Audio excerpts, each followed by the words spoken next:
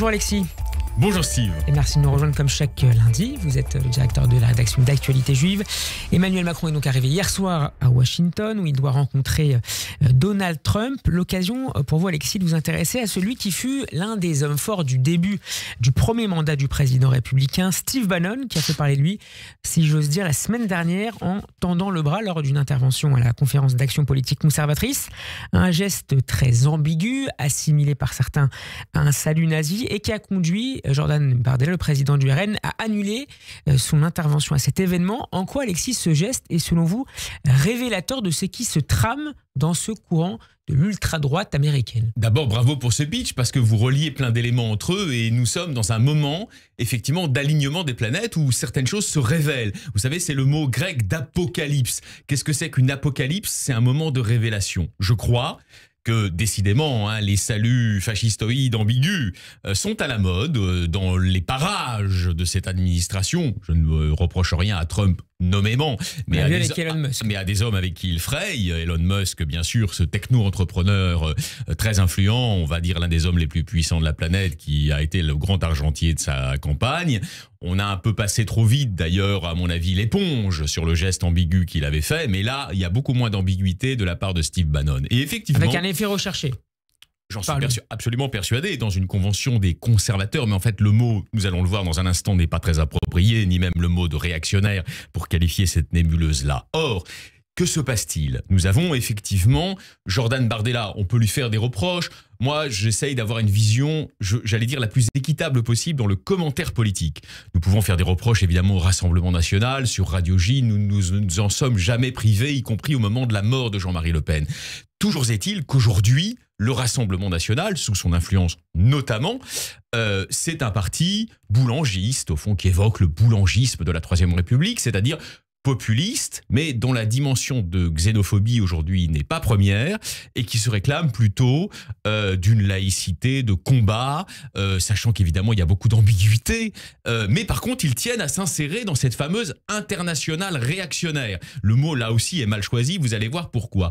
Mais je crois que ça lui est tombé sur la tête, si vous voulez, comme une sorte d'effet de loupe auquel il ne s'attendait pas. Lui, il pensait qu'il allait dans un symposium, j'allais dire, de tous les réacs de la planète. Bon, très bien, ce ne sont pas forcément les opinions de chacun de nos auditeurs, mais il n'y a rien là de terrible. Et qu'est-ce qu'il voit? C'est pas le premier dérapage de Steve Bannon, ceci étant dit. Alors voilà, mais qu'est-ce qu'il voit? Il voit une transgression absolument radicale, c'est-à-dire sous le paravent d'un hyper-conservatisme, si l'on veut, nous avons le retour de gestes qui étaient dans le monde occidental, au sens large, si vous voulez, dans l'Occident globalisé, qui étaient prohibés depuis 1945. Pas seulement en Allemagne, mais dans l'Occident en général. Et notamment, bien sûr, aux États-Unis, qui, je le rappelle, sont nos libérateurs. Et donc, s'y associer aurait terni le mouvement de dédiabolisation mené par le RN depuis plusieurs années. Évidemment, mais surtout, là, il ne faut pas voir que de la tactique de la part de Jordan Bardella. Je ne suis pas son avocat commis d'office, mais sur ça, il est sincère.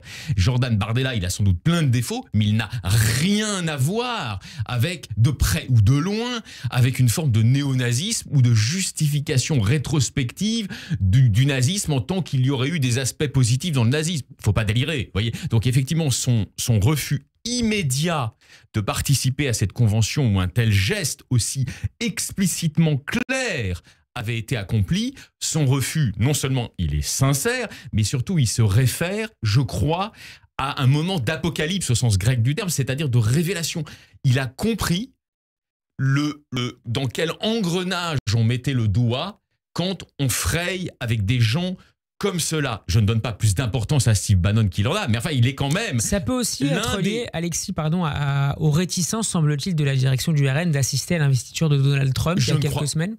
Non, enfin, comment vous dire? Alors, après, il s'en est expliqué. Il y a deux choses. Il a évidemment fait une condamnation morale. Il s'est pris d'ailleurs tout de suite des insultes de l'autre.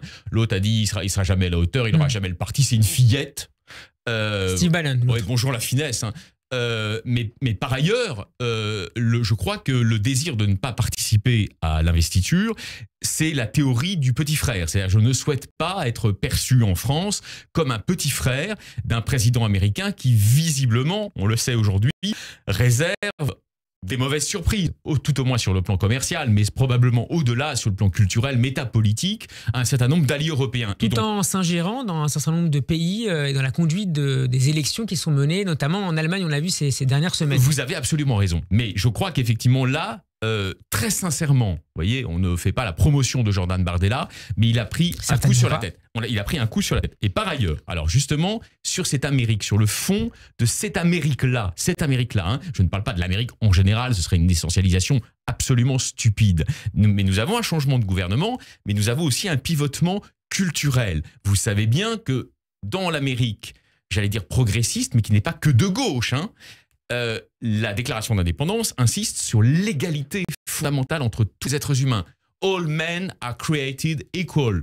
Ça se réfère d'ailleurs à l'idée d'un créateur, de Dieu, de l'être suprême. All men are created equal.